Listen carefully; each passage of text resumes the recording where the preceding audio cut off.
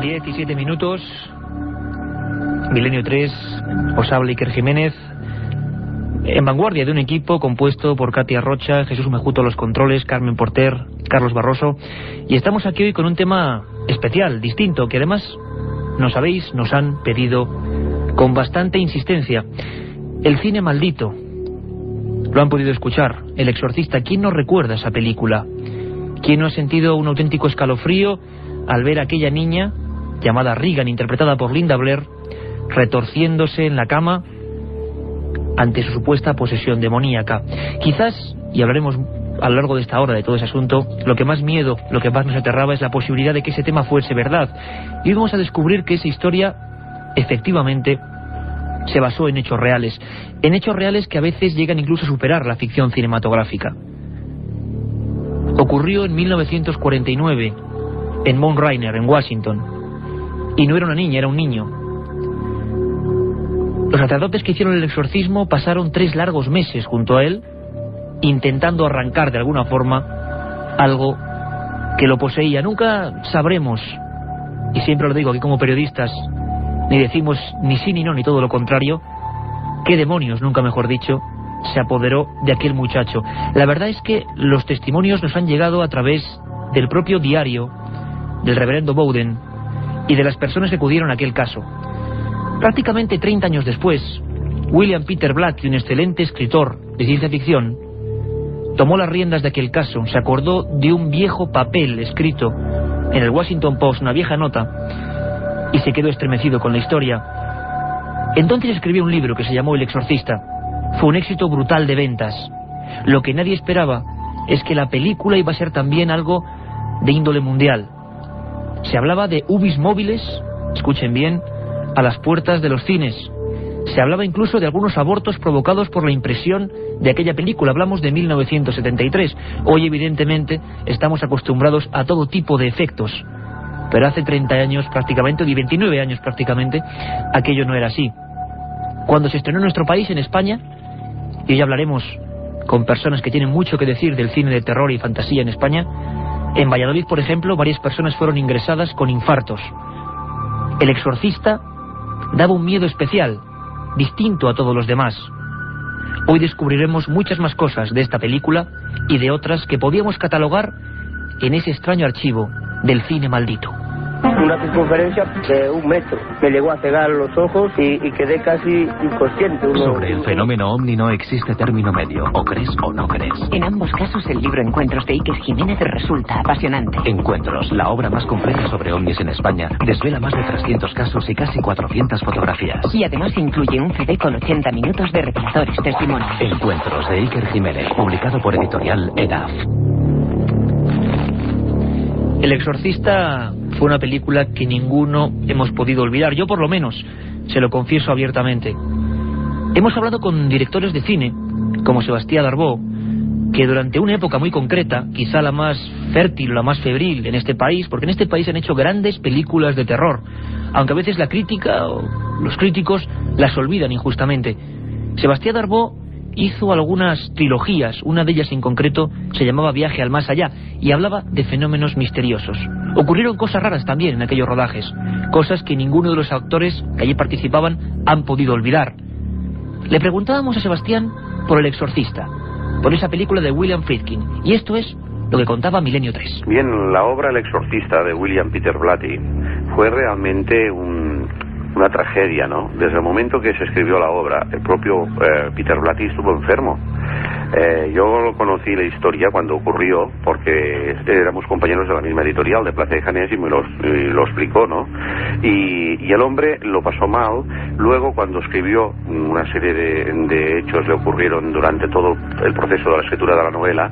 Posteriormente, con el rodaje, que creo que fue la Warner, se quemaron los estudios. La actriz se cayó del caballo y tuvo graves accidentes. Murió otra actriz. Hubo otro actor que al terminar la película murió de cáncer.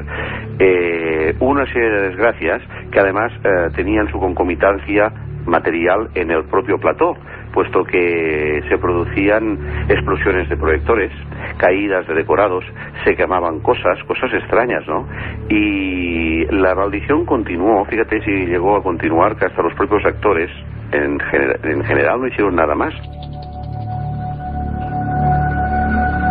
La maldición del exorcista acompañó durante prácticamente toda la vida aquel magnífico plantel de actores del año 1973. Tenemos a un invitado especial al otro lado del hilo telefónico que nos va a contar algunas cosas sobre este film y otros que podríamos catalogar como desde luego diferentes a todos los demás, y no por lo que mostraban en la pantalla, sino por todo lo que ocurrió detrás del celuloide. Jesús Palacios, crítico de cine de la revista Fotogramas. Ha escrito libros como Goremanía, Psycho Killers o Satán en Hollywood.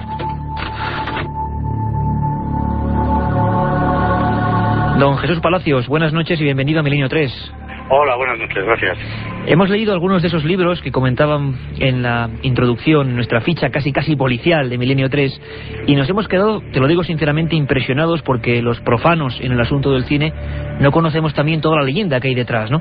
Jesús, ¿es cierta esa leyenda de la que tú te has ocupado en algunas ocasiones del exorcista, como la película, digamos, que hoy nos va a servir de guión principal?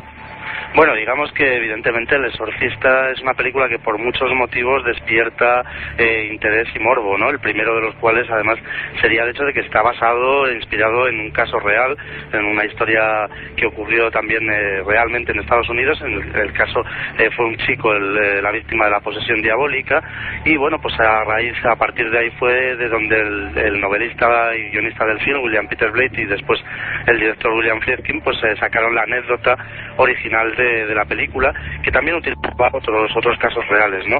Y luego sí que es cierto, ¿no?, que un poco la historia de algunas de las personas implicadas en el rodaje del Exorcista, de algunos de los actores, pero sobre todo también del productor, cuyo nombre ahora mismo no recuerdo, pero el productor de la película, pues bueno, tuvieron una serie, digamos, de desdichas o de desgracias personales que han contribuido a que la leyenda negra, digamos, del Exorcista sea una de las más típicas, digamos, de ese lado oscuro de Hollywood.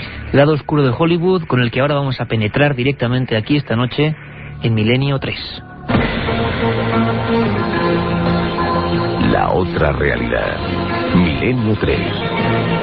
En la cadena SER. La otra realidad. Milenio 3. En la cadena SER. Jesús, yo he leído en tus libros que no solo el exorcista se lleva parte de esa palma misteriosa, que a veces muchos piensan que puede pertenecer a parte de un truco publicitario, ¿no? Tú tienes un libro fabuloso, que es Satán en Hollywood, y hablas, por ejemplo, de que El Exorcista, aunque creamos lo contrario, no es la primera película que habla de esa forma tan descarnada del diablo. Hay algunas muy antiguas, si no recuerdo mal, Haxan, de Benjamin Christensen, o El bebé de Rosemary, que acabó eso en una sangría impresionante, ¿no? ¿Podrías contarnos un poco a la audiencia la triste historia de esas películas que trataban el tema diabólico? Bueno, realmente el tema del diablo, de Satán en el cine es un tema, pues, bueno, fundamental, ¿no? Como lo es en toda la cultura humana, y lógicamente el cine se ha ocupado de ello desde tiempos, digamos, pues desde los primeros tiempos del cine. Efectivamente, Haxan, o La historia de la brujería a través de los tiempos, es una película de un sueco, de Benjamin Christensen, que, bueno, era una especie de documental falso de reconstrucción histórica de lo que fueron la caza de las brujas en la Edad Media y en los primeros siglos del Renacimiento, y realmente es una película que tuvo mucho éxito en su momento. Se la considera de alguna manera un antecedente directo, pues, de cosas como puedan ser, por ejemplo, el misterio de la bruja de Blair, con la cual guardaría más de una semejanza en tanto en cuanto, pues, pretende ser también es una especie de documental, ¿no?, de historia real. Lo cierto es que Christensen fue un director que luego emigró a Hollywood, como muchos otros maestros europeos, y allí hizo otra película, 7 pasos hacia Satán, que estaba basada en una novela de Abraham Merritt, un escritor de temas ocultistas y sobrenaturales, y que sin embargo fue todo un fracaso en taquilla. Todo lo que había sido de éxito de Haxan con su primera película en Hollywood, pues fue un gran fracaso, y se vio obligado a volver a Suecia y a terminar su vida, bueno, pues un poco oscuramente, como un director importante en su país, pero desde luego muy lejos de lo que parecía que su primera película le iba a lanzar, ¿no? En cuanto ya al caso del bebé de Rosemary, o sea, de La semilla del diablo, como fue estrenada en nuestras pantallas, pues creo que es bueno, es realmente espectacular y conocido por todas las implicaciones que tiene a muchos niveles, ¿no? Por un lado está la tragedia que vivió su director, Roman Polanski, cuando prácticamente a la vez casi que el estreno de la película, en el año 69, pues su mujer Sharon Tate, embarazada, y varios de sus amigos fueron asesinados brutalmente por la familia Manson, en uno de los yo creo que casos más célebres de la criminología del siglo XX. Y luego, aparte de todo eso, pues evidentemente la película estuvo rodeada de circunstancias muy peculiares, ¿no? Mia Farrow pues prácticamente se divorció de Frank Sinatra a lo largo de este turbulento rodaje, en el que aparecía pues de cuando en cuando el propio Sinatra en plenos ataques de celos, y la bofeteaba en el plató y tenían unas peleas tremendas. Luego la propia Mia Farrow se interesaría por el orientalismo y por el misticismo en esa época, viajando a la India igual que los Beatles, ¿no? Bueno, hubo todo tipo de cosas bastante tremendas, ¿no? El protagonista John Cassavetes estaba peleándose todo el tiempo con Polanski, con el director. Y luego hay una curiosidad, por decirlo así, ¿no? Perfectamente sospechosa o misteriosa, ¿no? Que incrementa ese aspecto maldito de la película, y es que el apartamento en el que se rodó, el famoso edificio Dakota en Nueva York, parece ser que fue un edificio por el que pasó el propio Aleister Crowley, el mago más famoso del siglo XX. Es un edificio que tiene una leyenda negra también muy peculiar, y que volvería además a ocupar las páginas de sucesos cuando John Lennon fuera tiroteado a las puertas de este propio edificio, pues bueno, casi 20 años después de la película, pero curiosamente en el mismo escenario en el que se había rodado La Semilla del Diablo. Yo creo que desde luego estas características hacen de La Semilla del Diablo una de las películas más oscuras y una de las películas más misteriosas de Hollywood. Jesús, y por último, ¿habría algún caso en España, digamos, donde hubieran ocurrido hechos similares, parecidos, quizá a menor escala, pero parece ser que también hay cierta leyenda con algunas películas de la época dorada del cine de terror español donde pasaron cosas extrañas, ¿no? Hombre, siempre hay un anecdotario, digamos, peculiar, ¿no?, en torno a un rodaje. Yo creo que, sin embargo, a veces tendemos también, sobre todo los que nos gustan estas cosas, a exagerar, ¿no?, y a hacer de cualquier cosa un mar, ¿no? Y realmente, en el caso del cine español, seguramente si investigáramos habría como para escribir otro libro como El Satán en Hollywood. Seguro. Pero un libro con respecto al cine español. Lo que pasa es que te diré que cuando yo he investigado estos casos, o incluso he hablado con gente, te tropiezas con un impedimento muy fuerte que hay que respetar, lógicamente, desde la labor periodística o literaria. Y es que muchas de las personas implicadas en estos casos, o que siendo directores de cine o actores pertenecen a sectas o tienen intereses ocultos, etcétera, no quieren verlos reflejados, lógicamente, de forma pública, ¿verdad? Es un tema muy delicado y es un tema bastante que da lugar a bastantes equívocos, y en realidad, aunque alguna vez me he propuesto y me han propuesto el escribir una segunda parte, por así decirlo, de Satán en Hollywood, que se ocupara del cine español, es un tema que tengo todavía que plantearme con mucho tiempo para no, digamos, inmiscuirme indebidamente en las vidas privadas y en los sucesos, a lo mejor incluso dolorosos, de personas vivas y que siguen trabajando, lógicamente, en la industria del cine español. Don Jesús Palacios, pues muchas gracias por haber acudido a nuestra llamada. Sabemos que estás en una semana de cine, y realmente, bueno, que sigas escribiendo, y te esperamos aquí en el estudio. Pues muchas gracias. Estoy efectivamente en la Semana Negra de Gijón, que es un lugar muy apropiado para esta charla, y gracias a vosotros ya sabéis que cuando queráis contáis conmigo. Un abrazo, Jesús.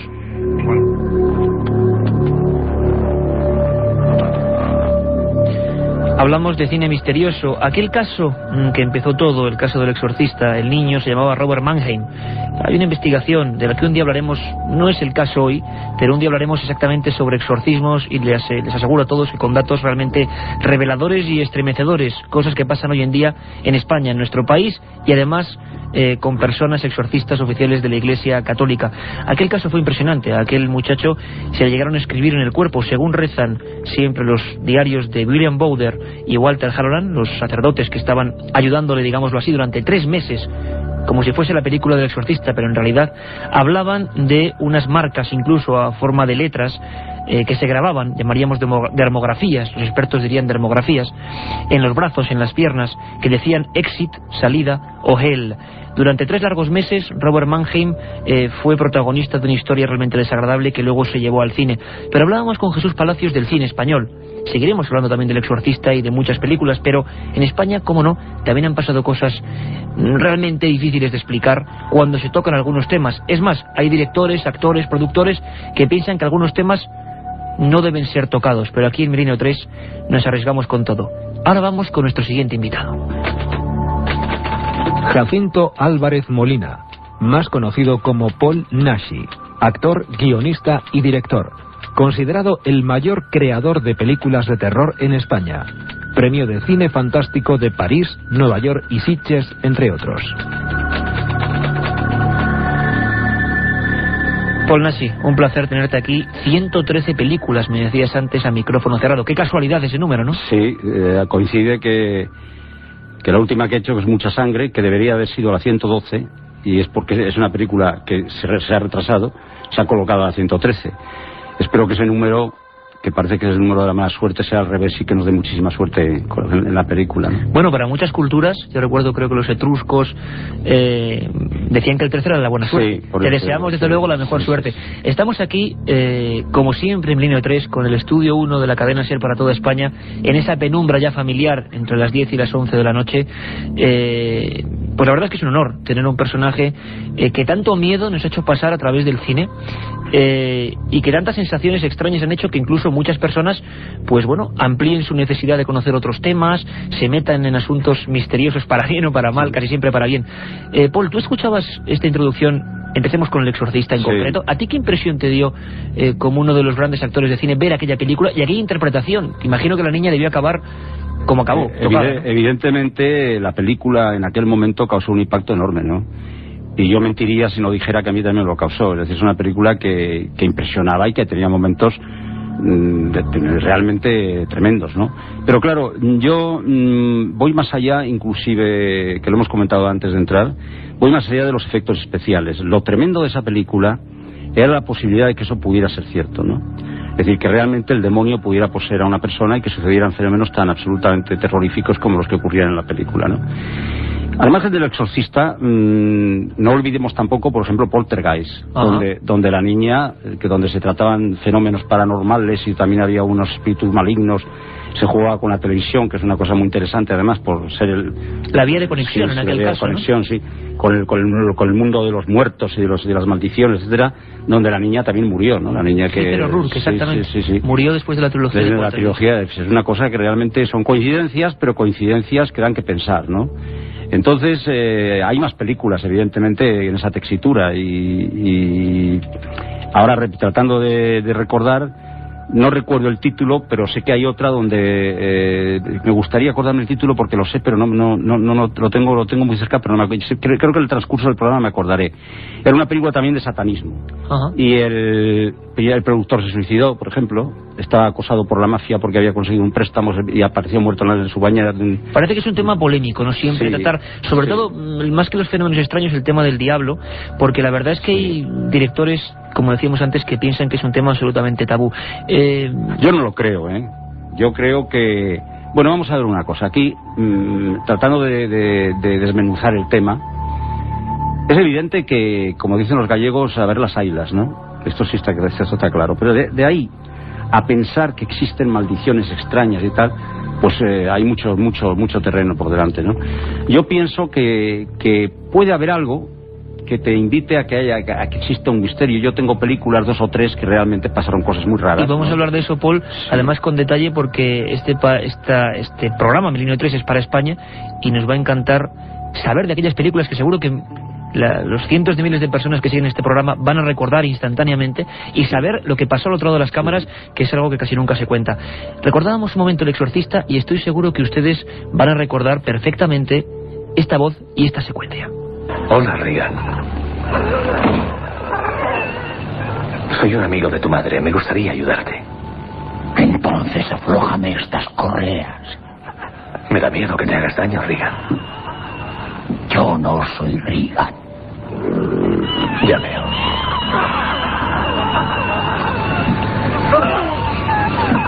Entonces nos presentaremos. Soy Demian Carras. Y yo el demonio. Y ahora quítame las correas.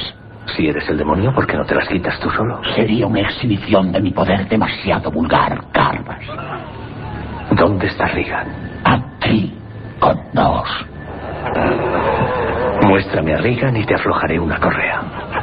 ¿Podría ayudar a un antiguo monaguillo, padre? Tu madre está aquí con nosotros, Carras. ¿Quieres enviarle un mensaje? 121 minutos, 10 nominaciones al Oscar, 4 Globos de Oro y una precisamente aquella niña que estoy seguro que ahora mismo todos estamos visualizando, Linda Blair. Como decíamos antes y hablábamos con Jesús Palacio, realmente ninguno de los actores volvió a hacer nada importante en el cine, a pesar de que el impacto de esta película fue mundial. Jack McGowran, un actor que realmente fallecía en la película tirándose por una ventana y rompiéndose el cuello, seguro que lo recuerdan, murió de verdad de un infarto fulminante y hubo que cambiar las tomas para que el actor no pudiera seguir en la película.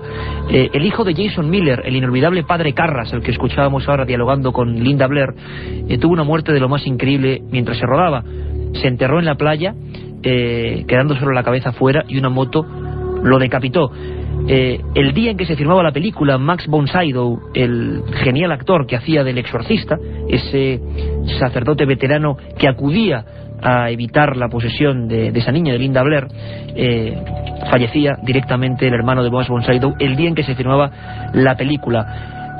William Peter Blatty y William Friedkin hablaban de extrañas voces a través de los micrófonos del estudio de la Warner, como antes os contaba Sebastián Darbo, que se quemó 2 veces, una serie de historias que se comentarían además después con otras maldiciones todavía más terribles. Por ejemplo, poca gente sabe que un año después de esta película, en 1975, en el Teatro de la Comedia de Londres, se representaba por vez primera El Exorcista en teatro.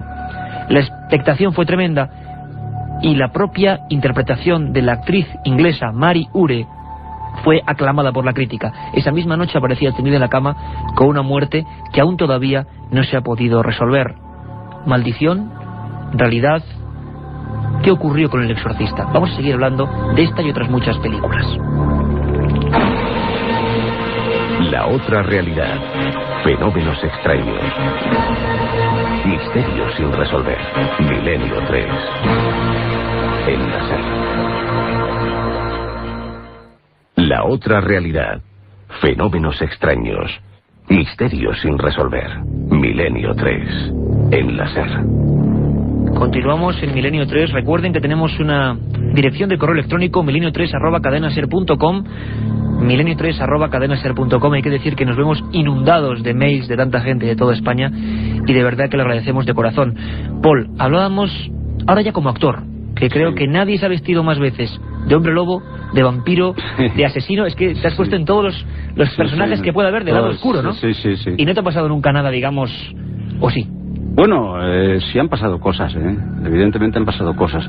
Quería antes que nada decir que hay una anécdota curiosa respecto al Exorcista, y es que yo había escrito un guión muy anterior al Exorcista que se llamaba Exorcismo. Cuidado con la anécdota, y nadie quiso hacer la película. O sea, hablé con varios productores y nadie le interesó el tema, ¿no? Entonces, cuando surgió El Exorcista, planteé de nuevo el tema y una productora catalana muy importante de Barcelona, muy importante de la época, que se llama Profilmes, decidió llevar la película a cabo, y la película existe y la película tuvo su éxito, ¿no? Además recuerdo que tuvo unas críticas excelentes, ¿no? Y realmente su parecido con El Exorcista era solamente en la parte de la posesión, porque ni era el diablo, era el espíritu del padre el que poseía a su hija, que era un espíritu malvado, pero bueno, tenía unas connotaciones evidentes con El Exorcista. Lo que sucede es que esta película llegó quizás demasiado pronto, ¿no? O sea, y cuando ya El Exorcista tuvo ese éxito tan enorme, pues ya se decidieron a hacerla. Pero estas cosas ocurren con frecuencia.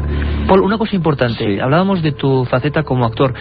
Hablábamos de esta niña que, si uno recuerda la película, tiene que hacer absolutamente de todo, tal y como le pasó al niño en el caso real. Un actor, pongámonos, creo que tenía 12 años, Linda Blair, ¿cómo le puede afectar? Esta niña luego no ha vuelto a hacer nada importante. Su vida ha sido un camino hacia la deriva, como muchos de los actores que intervinieron allí. A un actor le es difícil despegarse del personaje cuando es tan agresivo y tan terrible, y cuando se es una niña, imagino que tiene que ser tremendo, ¿no? Bien, yo pienso que el problema es mucho más complejo que todo eso, ¿no? Es decir, hay que tener en cuenta que el encasillamiento existe, por desgracia, y que es tremendamente injusto. Es decir, porque un actor que es actor, o una actriz que es actriz, puede perfectamente hacer un papel de vampiro, por ejemplo, o un papel de personaje endemoniado, de lo que sea, y ser perfectamente viable que haga otro tipo de papel, y además con total convencimiento. De hecho yo, cuando algunas veces introducía en mis películas de terror actores que eran súper conocidos por su vis cómica, la gente me decía, pero hombre, es que, yo digo, es un buen actor, da el papel y no va a pasar nada. ¿Y eso le pudo pasar a esta niña, que a partir de ese papelazo, pues digamos así? Pudo pasarle que ya no la llegó otro papel de esa envergadura, pudo pasarle. ¿Y a nivel mental? O sea, es decir, que alguien se meta demasiado en la historia y que acabe casi poseída por la propia historia. ¿Quieres que te diga la verdad? Sinceramente no me lo creo. ¿Crees que no? Yo creo sinceramente que no. Yo creo que un actor... Hombre, claro, ahí existe una posibilidad que no hay que olvidar, que es una niña. Entonces, no sé yo, los niños sí que les puede repercutir a lo mejor mucho más que a un adulto, ¿no? Pero es evidente que yo, cuando he hecho de Jack Destripador, o he hecho El asesino del huerto del francés, o he hecho de Hombre Lobo, o de Drácula, etcétera, etcétera, yo no he salido a morder la yugular a la gente por ahí, ¿no? O sea, que es una cosa que, bueno, he hecho el papel y me y quita, se acaba, ¿no? Y se acaba. Pues el guión ya empieza la vida. Parece ser que Linda Blair, esta protagonista, no supo diferenciar muy bien la realidad de la ficción en un momento dado, y su vida fue realmente dramática. Vamos a escuchar un momento otra pequeña píldora, otra pequeña declaración de Sebastián Darboux, ese hombre que hizo algunas películas también de terror tratando el tema de las posesiones, de lo extraño, de los sucesos paranormales, y nos contaba un detalle que yo adelantaba antes, y es hasta qué punto las maldiciones pueden llegar a apoderarse no solo de una película, sino de un tema. Vamos a ver qué dice Sebastián y luego opinamos. Paul.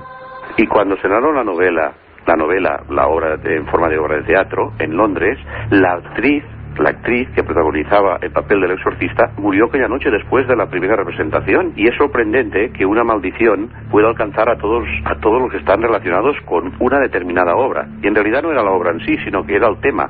Quizá el tema era maligno, porque yo cada vez que he tocado el tema del exorcismo, y empecé en los años 70 a tocar el primer tema que hubo en España, que fue el caso del exorcista de Zaragoza, que como sabes hice la película Viaje al más allá explicando el caso, pues también la maldición se cernía sobre las personas que conocían el tema.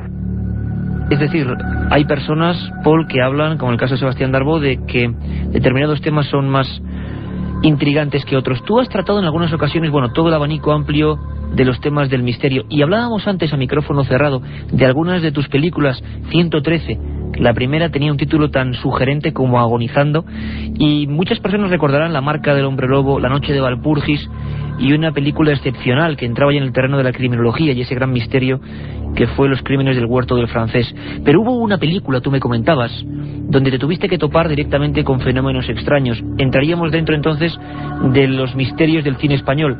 Hablabas de una película grabada en un lugar ya especial, en el castillo de San Martín de Valdeiglesias. Sí, efectivamente. Bueno, ahí rodé varias películas, ¿no? Y hubo una primera época, cuando el castillo estaba en otras manos, que realmente fueron películas, sí, complicadas y difíciles, siempre de noche, pero realmente no hubo así nada excepcional, porque ahí rodé parte de La marca del hombre lobo, ahí rodé parte de Los monstruos del terror, ahí rodé, en fin, rodé varias películas. Pero sí que ocurrió algo realmente extraño cuando ese castillo pasó a manos de un personaje muy, muy curioso, que en principio no dejaba rodar y que al final a nosotros, por ejemplo, nos dejó rodar, y dejó rodar algunas películas más. Este personaje de repente aparecía vestido de militar, de un militar como de húsar y cosas así. Vivía con una leona.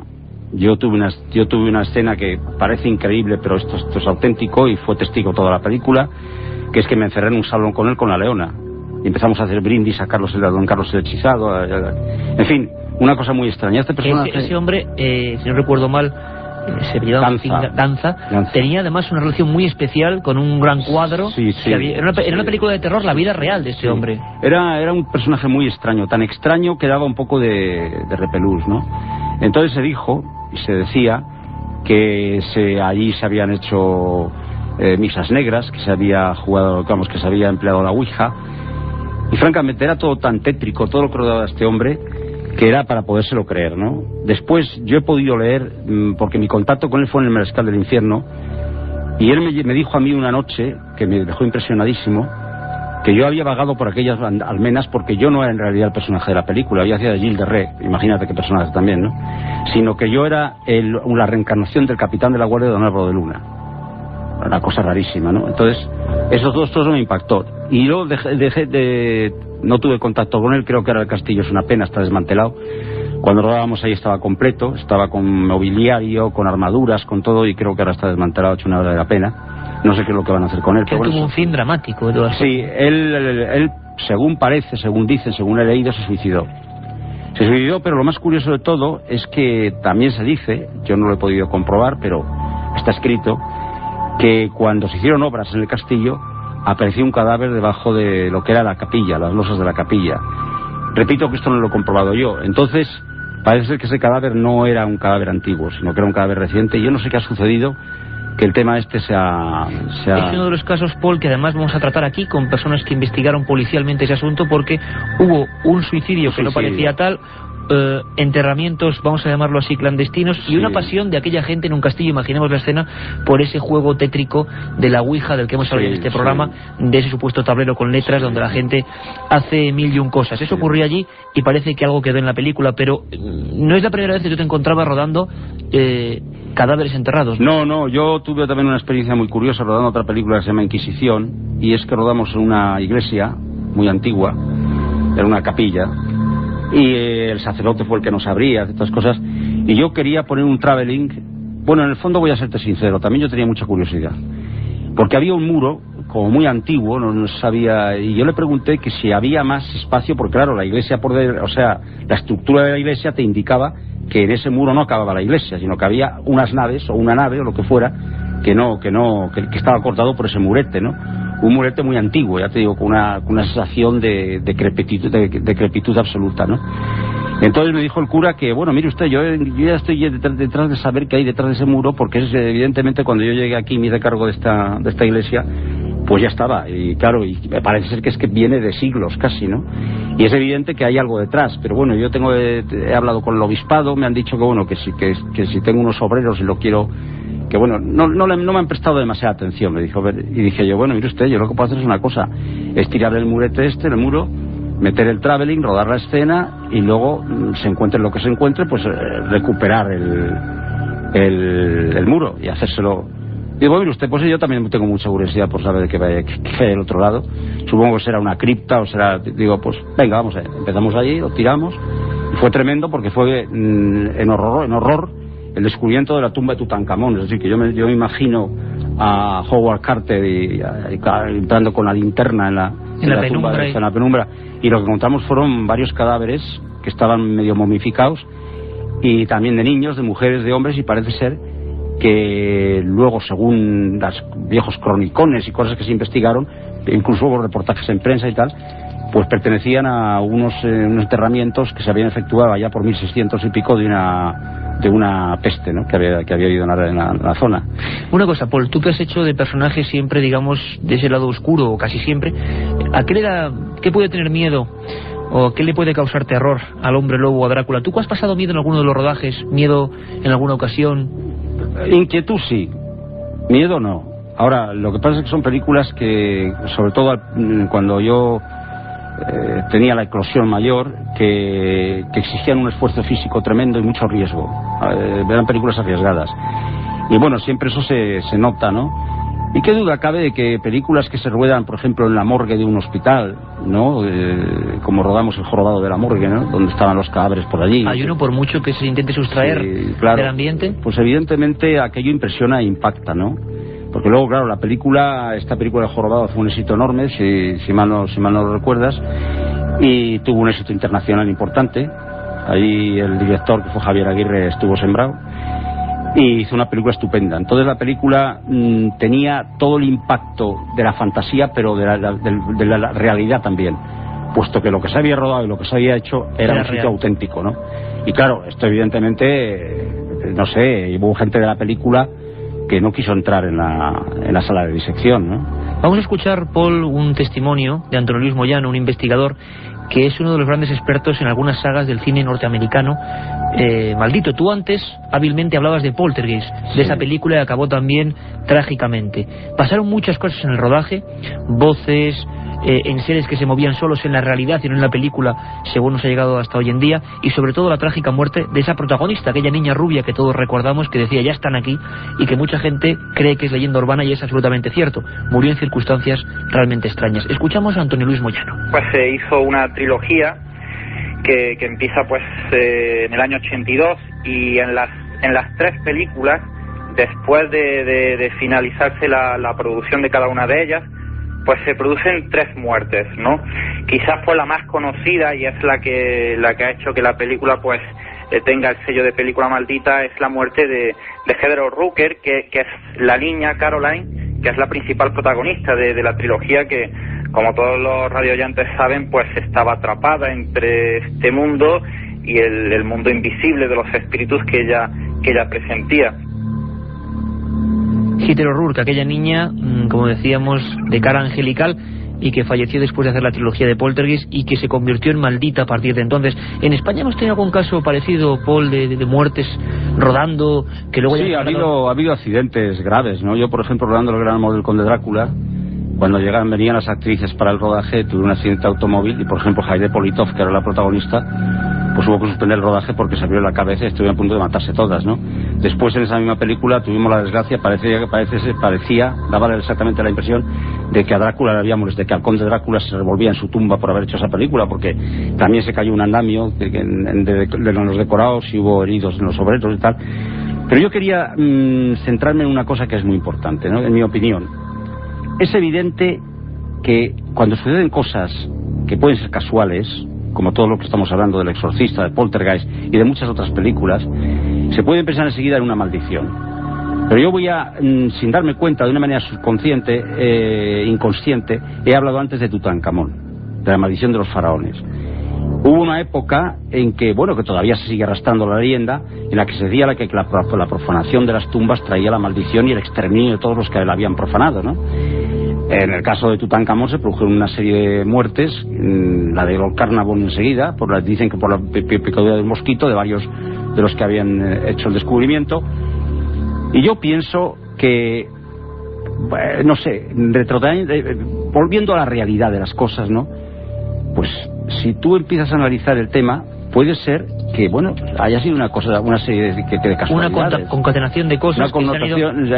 Exactamente, una serie de circunstancias que se han acumulado y que, lógicamente, al ser tan reiterativas, ¿no?, y tan seguidas, pues se prestan a la leyenda.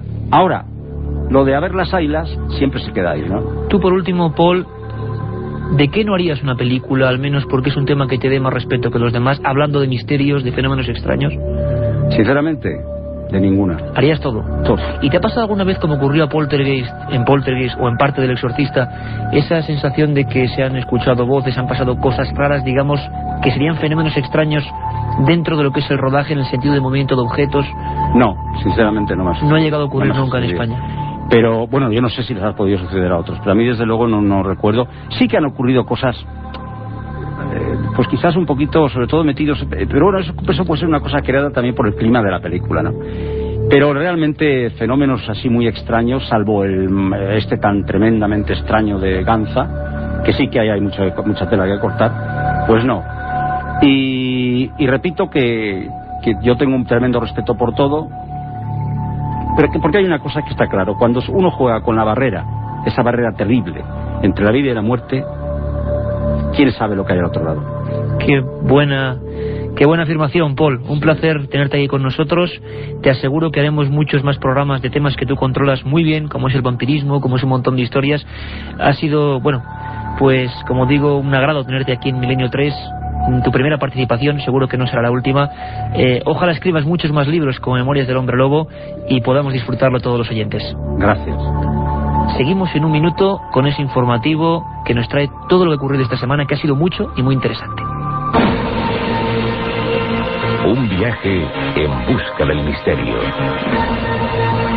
Milenio 3, en la SER.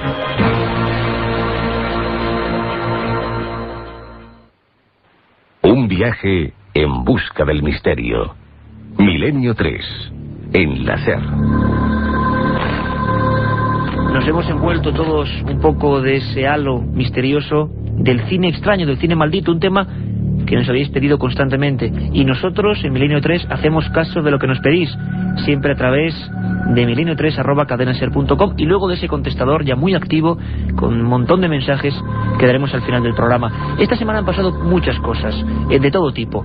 Vamos con ellas porque Carlos Barroso y Carmen Porter la afinaban realmente cada una de las noticias con documentos realmente asombrosos. Prestad mucha atención.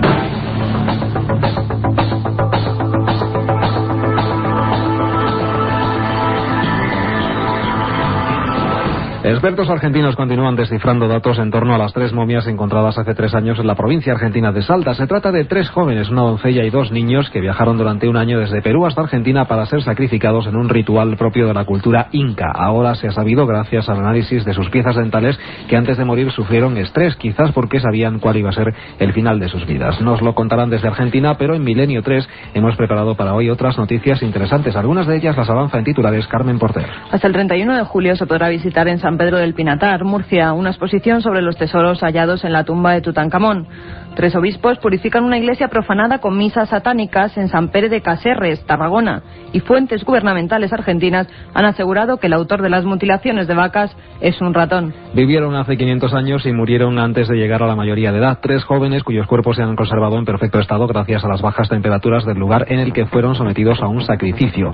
Incluso en sus estómagos se han encontrado aún restos de comida. Las momias de Salta, en Argentina, siguen revelando datos sobre sus vidas y hábitos. Los últimos descubrimientos han llegado gracias al análisis de sus piezas dentales. Nos lo cuenta la corresponsal de la cadena SER en Argentina, Isabel Cuevas. Los médicos argentinos han descubierto, al estudiar la calcificación de las piezas dentarias de los 3 incas que fueron sacrificados en el volcán Yuyayaco a 6.000 metros de altura, que el adolescente tenía 15 años al morir y los 2 niños tenían 6. Las dentaduras están desgastadas, quizá por la alimentación a base de maíz y el estrés que se manifiesta con el rechinar de los dientes. Al parecer, los 3 fueron llevados por un grupo de sacerdotes en un viaje de un año desde Cuzco, en Perú, hasta Argentina, donde fueron sacrificados. La adolescente tenía la misión de resguardar a los niños de familias nobles y marcados para ser ofrecidos a los dioses, y ella también tuvo que morir en el rito incaico. Es probable que una vez en la cumbre del volcán los 3 fueran emborrachados con chicha, una bebida a base de maíz fermentado, y que murieran congelados por las bajas temperaturas, ya que no presentan signos de violencia. En donde fueron encontrados han sido también halladas las ofrendas que llevaban consigo, como estatuillas de oro. Gracias al buen estado de los cuerpos, que están conservados en la ciudad de Salta a 15 grados bajo cero, con los ropajes que llevaban al morir, los expertos están comparando las facciones con las de personas de Japón, Brasil y la Polinesia.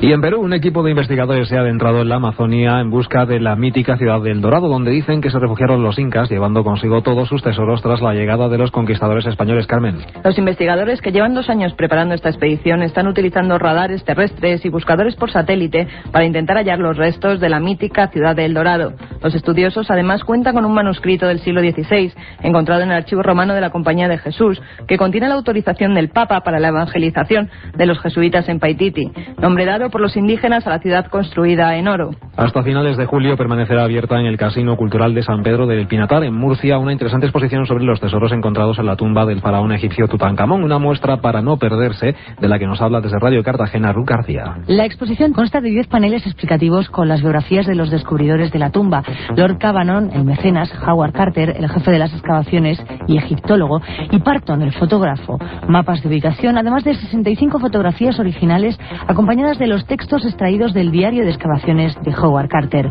Esas fotografías se hicieron de los cristales originales tomados por Parton en el año 22.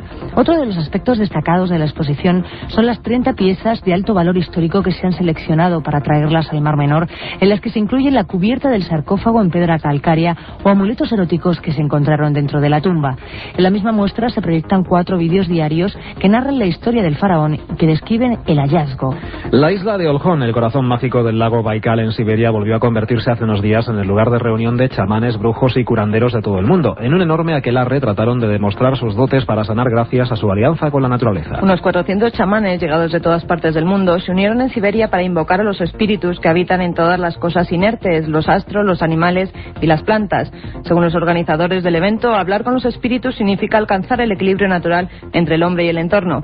Por primera vez, los curanderos han realizado un rito para purificar y renovar la energía vital y el aura de la Tierra, y así desplazar las energías negativas de la conciencia de los humanos. Y no tan lejos de nosotros, en Cataluña, 3 obispos participaron el pasado fin de semana en un acto litúrgico para purificar un templo en cuyo interior se han celebrado varios ritos satánicos. Radio Barcelona, Susana Ruiz.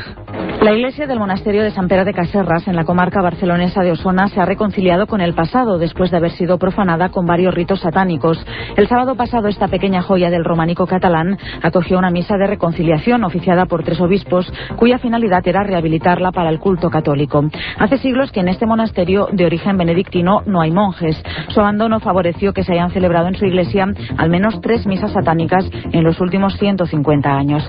La más reciente y mejor documentada en la prensa local data de mediados de los 80 y terminó en una orgía colectiva. Durante el ritual se invocó al diablo para que apareciera en forma de viento frío y tormenta de granizo. El sábado, antes de la misa purificadora, cayó un temporal sobre el pueblo. El sol apareció justo tras la bendición del templo. Todavía no lo hemos contado todo, hay otras noticias que repasamos de forma breve.